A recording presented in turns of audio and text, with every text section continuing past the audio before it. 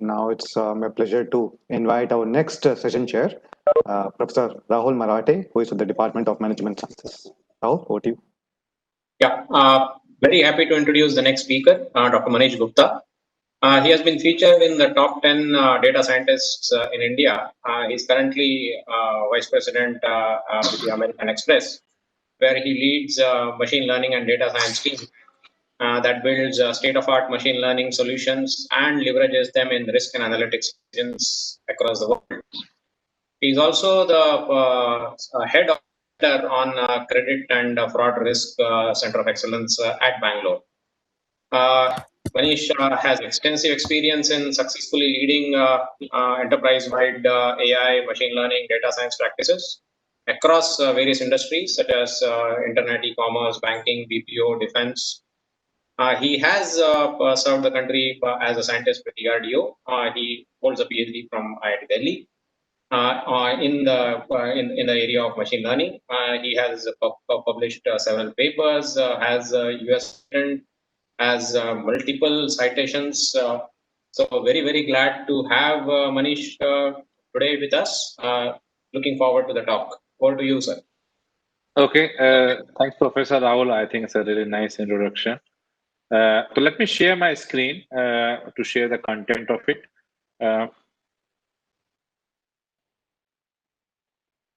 Okay, I hope you can see my screen. Yes, yes, we can. Okay, first of all, welcome to all of you to have this inaugural lecture on the analytics at MX. So here, actually, I would just like to mention the kind of analytics, the kind of machine learning, the kind of use cases we solve. I try to have it in a more like a very use case oriented kind of talk, so that the audience can understand the kind of use cases that we work with. So let me start with. I think I just would like to start with about American Express. This slide is not about kind of sales pitch. It's more about to make you understand the complexity involved here with respect to decision making that we have in terms of the data, in terms of the money involved into this. So American Express obviously is the global brand which has more than 100 million card in force. At the same time, there are around more than $1.24 trillion of worldwide bill business, which means that amount of worth of transactions go through our systems.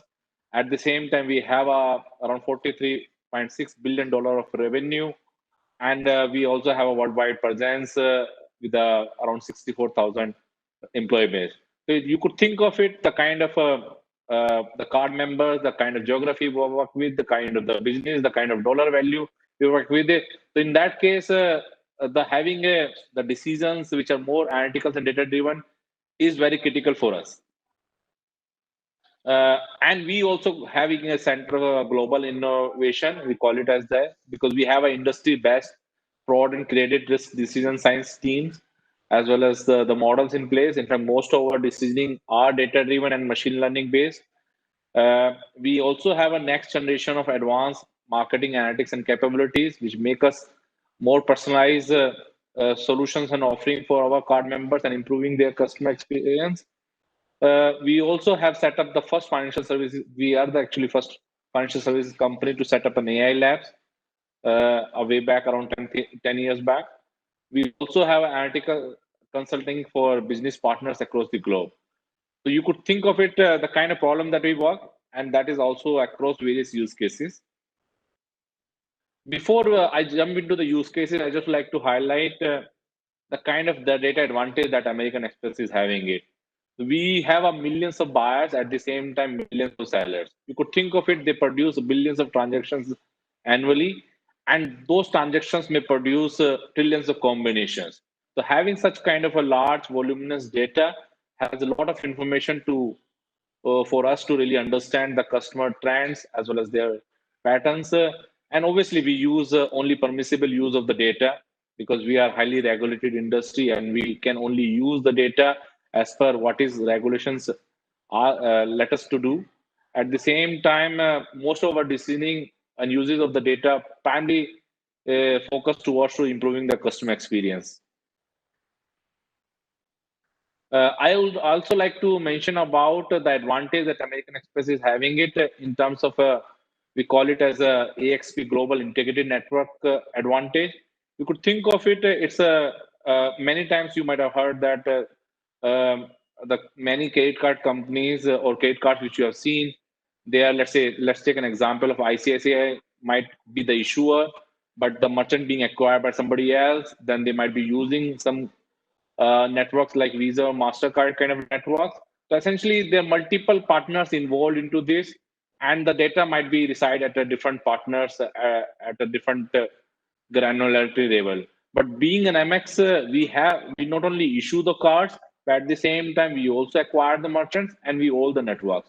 So we basically provide us a lot of holistic view about the merchant data, the transactional data, at the same time the card member data. Plus, we also externally source a lot of data. What we do with this data, we obviously make use of this data to more personalized servicing, better target marketing, at the same time better risk management. These are the few use cases we are having it, and that provide us this network advantage that we have, provide us a 360-degree view of the data of the customer, and that help us to serve them better. I also would like to mention about how we drive strategies across customer life cycles. You could think of it, there are multiple ways that the customer life cycle is spanned. Like targeting is more like kind of acquisition stage. We target the relevant customer base. At the same time, we do underwriting, like who are eligible to have a card, basis their needs, what kind of a limit that can help them better manage their exposure. We also understand their spending patterns so that we could offer them a loyalty and reward programs. We also understand their financial needs, and so that we could able to drive the engagement in their spending accordingly. Similarly, we also understand some of the key other, we also predict some of the key customer trends with a high degree of accuracy. And obviously, this only for the customer experience improving that. That's what we do. Let me move on to without further delay, let me move into one of the use cases. How do we identify a customer credit worthiness using the payment information? I just would like to give a highlight about how the payment information looks like, what kind of information we extract out of it, how the data looks like, and how do we identifying the customer credit worthiness using the payment information. Let me start with some of the payment landscape that we have. We actually have a lot of payment informations from the internal as well as external side of it. We also understand the other payment informations values, like we also understand the supplier payments. We also have the informations about the bounce payment informations. We also understand the payment channels from various like auto payment, transfer, all those kind of channels. And if you look at that this payment informations, we received more than 50 millions of payment transactions in a year, and that too also from 20 different markets and countries. We also have a time series view of this information so that we could understand those payment behavior of those card members and our commercial enterprises whom we support. And just to give you an examples, like and that payment channels could be very different for a different market and different customer base. For example, from a Japan side of it, most of the payment channel is auto payment, like people okay to have a auto debit kind of a payment channels, whereas the markets like US and India, they are very different in that case. To think about there are multiple the dimensions of the payment, there are different geography involved, the volume involved, not only volume but longitudinalness also involved into this payment landscape side of it. Let me also start with the examples just to highlight how these informations can be used, or with some example. Let's say there are two customers. One customer A, which on the left hand side, you could see that the customer is paying every day every month their min due. Let's say min due is the minimum payment the customer is supposed to pay every month out of the total balance that the customer have. And if the customer pay that amount, we consider that customer as current. If they are not able to pay us, we consider them as delinquent. Um in the left hand side, you could see that the customer A is paying month on month the min due, which is almost similar to that min due, but he's paying before in time, like he's paying every month on time, but paying only min due. Whereas the customers, uh, whereas the customer B, you could say that he's paying the entire amount. Let's say in July, he's paying 2,000, whatever the balance is that. Similarly, on the other side of it, and so on. Whereas but sometimes he also missed some of the payments, and you could think of it. The customer B might be a traveler. He might have missed some of the payments for some days, but he can come back. Then the question for us is that who is more risky versus the other? You could say that those who has missed some of the times might be more riskier, but historical data says that those who are having paying only min due are more riskier, because their chances that if there are further financial stress on those customers, their chances that they may go delinquent because they are only able to pay their min dues. So that kind of riskiness we are able to capture it from a more time series way. If so you could think of it, how do we extract these features from such complex data? Although in the previous example, you just see a very simple examples, min due versus non-min due pairs, and min due is generally more riskier as compared to the one who just misses being a traveler or some of the days. So you could think of it, we have a time series view of the data, we have the lot of breadth of the payment information, at the same time, there are a lot of markets involved. So there is definitely a requirement for such a feature engineering tools. In fact, we leverage something like RNN kind of a networks to mine those kind of time series data in a more efficient way. We do a lot of feature engineering, and those features finally goes into our models, machine learning models to make use of it. So the payment is just one piece of the entire puzzle. If you could think of it, we at NMX solve several such key business problems, like not only just payment, we actually make more than 50 different predictions across the different customer life cycle, and there are multiple, like more than hundreds of, like in fact 250 data scientists that we have in the American X space, who actually the brilliant minds in this space, and actually who solve those kind of problems. The problems could be whether this incoming transaction is a fraudulent transaction, yes or no. We also so what should be the line of an approved applications, we also decide on that side of it. We also decide will the institution or individuals will become a default or a bankrupt. We also decide on whether we should approve an application or not. So the multiple of those decisions I just mentioned, there are more than 50 different decisions that we take, and the underlying data that goes into this is, I just mentioned about the payment, but there are multiple such data sources that we leverage from a different perspective. Like we have a huge spend data, just to give an idea about that. Even for a single market like US, we have more than 20 million customer base, and they produce more than 400 millions of transactions in a month, and that too also like billions of transactions in a year. And those transactions has multiple, as I mentioned, the trillions of combinations to work with. We try to leverage those informations. We have the lot of bureau informations. We also leverage the demographics. We also understand the financial statements. We also understand some of the ratings for the commercial businesses. We also use the commercial bureau.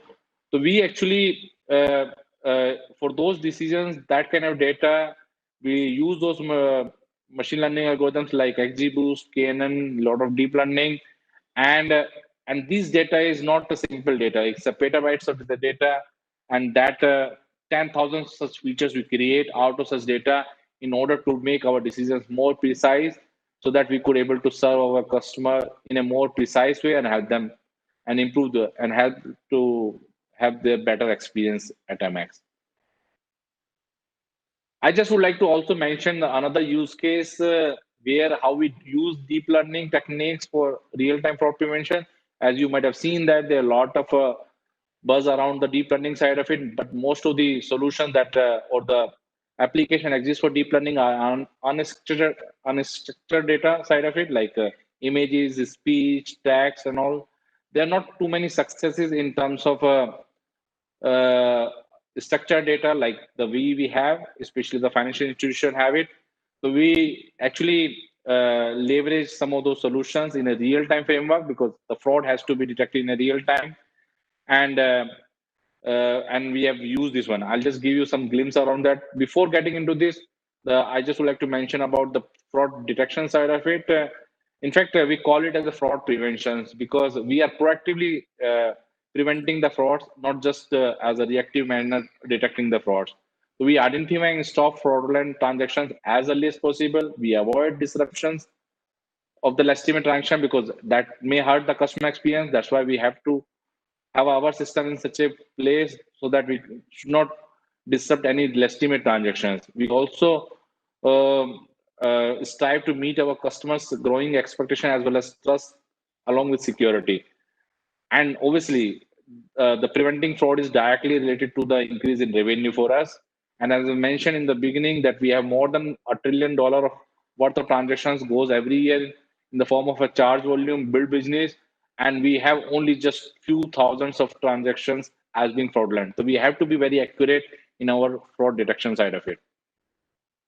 And fraud is not a simple problem, as I mentioned, because the customer experience is the key here. Because whatever we take any actions, we don't want it to hurt our customer experience. That is I think that is the principle that we live in as a company.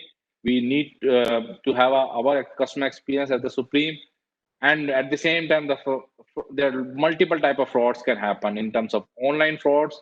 It can be account takeover. It could be even at the application stage. It can be whether the card might not have received. It might be stolen. It could be counterfeit. So there are multiple type of frauds might happen, but at the whatever we do, we need to uh, uh, also take into account what is the customer experience, whatever solution we bring into the table. I just would like to mention that this is the recent innovation that we did for a real-time fraud prevention by using the recurrent neural network. In fact, we created a RNN intelligence to detect sudden change in short-term spending trend. Let me share my video. I think it's a simple video. I just would like to see whether you could able to hear it or not.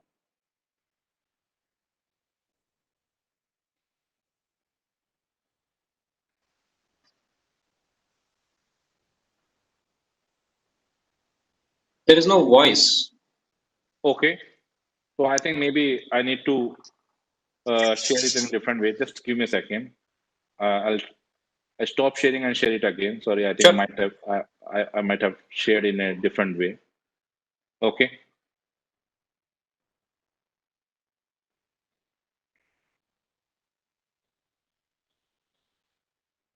Okay. I hope now. Gina is a loyal Amex customer, so she uses her American Yes. Express Gold Card for her everyday purchases. Our fraud team checks her RNN score using innovative technology such as deep learning techniques to identify potential fraud earlier, faster, and more accurately. When Gina's score stays low, we approve each transaction with our system learning more every time. One day, a fraudster steals Gina's card and heads for a shopping spree at a high-end fashion store. Our big data analytics notice the suspicious change in spending habits, and with a high RNN score, the card is declined. We reach out to Gina to verify the transaction and realize her card's been compromised. The card is canceled, and Gina's money stays safe, and the fraud is prevented. Okay. I hope this video might have given you the kind of a experience that how we use those that kind of technology, especially the complex networks like RNN, to improve the customer experience, at the same time saving dollar for us. And I'm not getting into the details of this particular use case because that requires a bit more time. I just wanted to give a highlight of it. In fact, we are showcasing this use case in a NVIDIA GTC conference, like GPU Technology Conference, which is a flagship conference of NVIDIA in the October.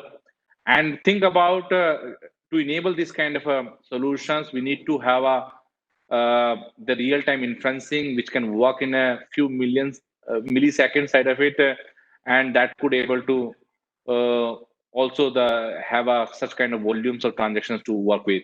So we actually partner with NVIDIA on that side of it. Now we have a GPU accelerations for a real-time inferencing for this solution, and we have deployed the solutions in production.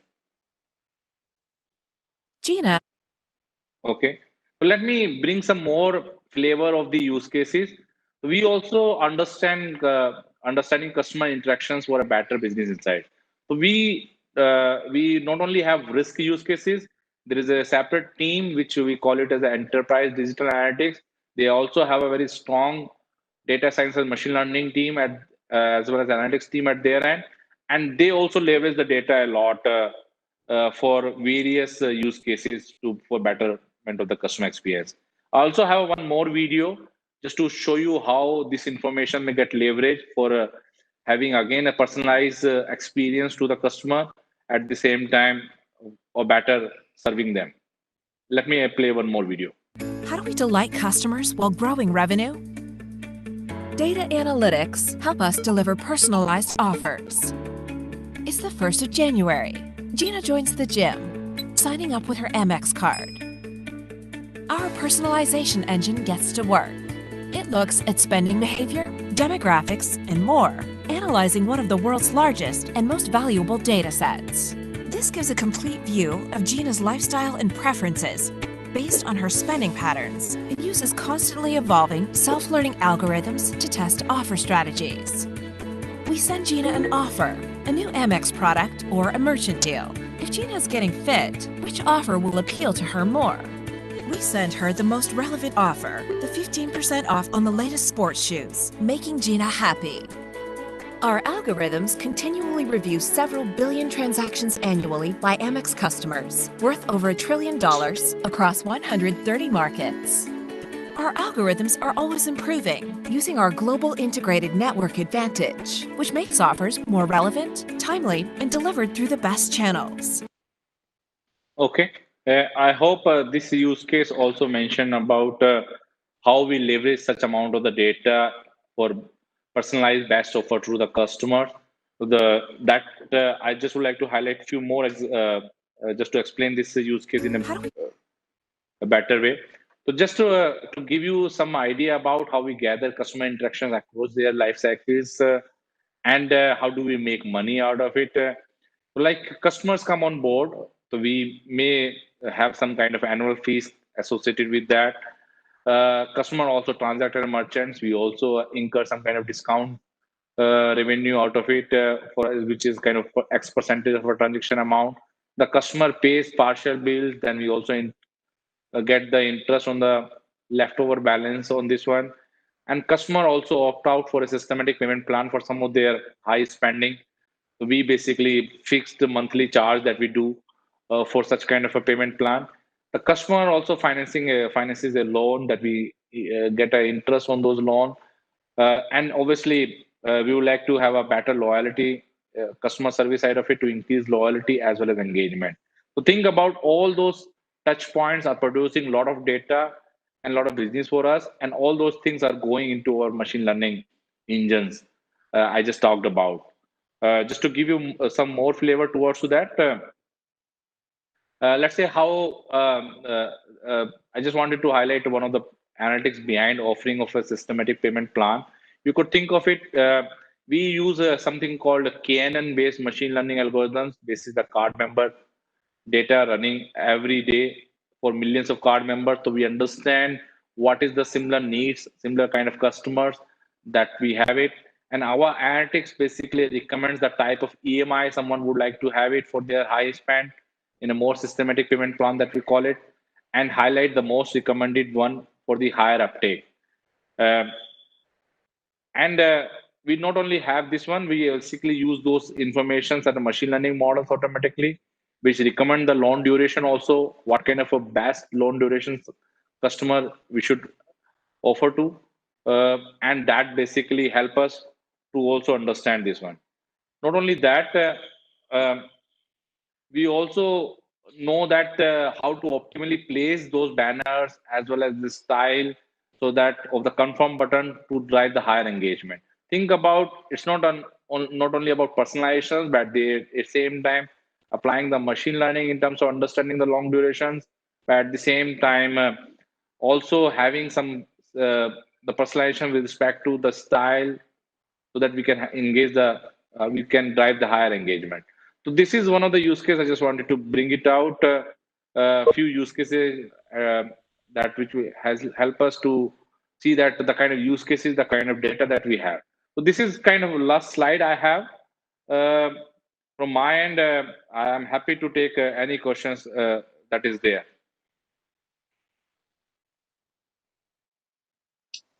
Well, thanks a lot for the awesome introduction on really complex data sets. Yeah, the floor is open to questions now. You can stop sharing the slides, Yeah. Manish. Okay, thank you. Manish, thank you again very much for a very interesting talk. I had a question about how these kinds of models get deployed.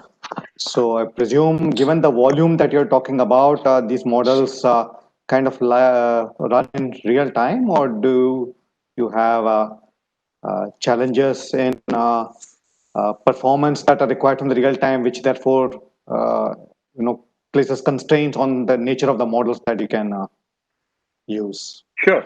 I think that's a very interesting question. In fact, we have a very high infrastructure at our end in order to deploy. First of all, these models should be real time. Like, for example, you can't really hold a transaction and flag them later on as fraud transaction. It has to have a real time. It can't be not even near real time. It has to take within the millisecond that decision. That is one. So the real time aspect is there. With respect to our deployment, I just mentioned about that. Even for the recent use case of RNN, we are leveraging the GPU technology with the TensorRT kind of frameworks, which enable us to meet those SLAs. And we mostly have a real-time sequential inferencing at our stage, and that enable us.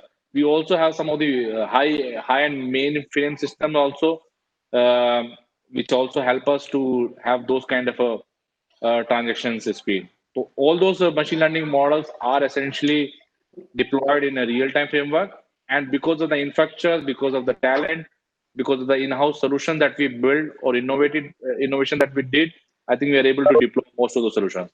Although there could be some solutions which could be offline, that system also we support, because not all these decision making or all the models requires to be real time, and there are certain models that also there in the offline mode as well, but with a fixed frequency. The personalization engine, all I just mentioned, I think they are also sort of a real time update. In fact, we have a things called self-learning models also in place, where every day models kind of get refreshed also in order to understand, or in fact every week I would rather say that, in order to understand the recent trends of those fraudulent events, and that also get feed into the system. So I think there are a lot of sophistication goes into the system. In fact, I'm happy to say that our fraud rates are kind of, or write-off rate are essentially 1/3 of the industry. So we are best because of the team, because of the data, and because of the capability that we are able to build. Wow. Manish, I have a question. Okay. All the so you mentioned that you serve more than 130 markets, and each market or each geography, each nation has different regulatory requirements. So given the different data privacy laws that you have to comply with, how much of data merging can actually happen? Yeah, sure. I think that's a very relevant question. And as I mentioned in the beginning also, we are highly regulated industry, and we abide by all the local laws or the laws of the land which are prevalent in its respective market. Obviously, we under whatever the permissible use of the data, only that we can leverage it. And beyond that, we are not able to merge the data. And we have the compliance team, internal clients compliance team, fair lending team, which help us to help us in terms of what can be permissible use or not. So I think you're right. Certain regulations, we are definitely not using it, some of the data points, but obviously wherever it is a permissible use or for the help of for improving the customer experience, we do that. So I think that's what I can answer. Okay. One more follow-up question, if you allow me. This regulatory requirements may also put a constraint on computational capability, right? I mean, if some country says that the hardware should be located only within that country, so all the algorithms have to run only on those machines. So there is one more dimension of that complexity. Yes, I think you are absolutely right. The data has to be reside. There are certain company regulation like the APR and all, which basically not let the data to go outside the country. So I think that's why we might have various versions with respect to the different market that works for a need of that market. And obviously, that's how I think we operate. And as I mentioned, that is a challenge, but that challenge we take into in a more positive way and to abide by the law. Thank you. Any more questions?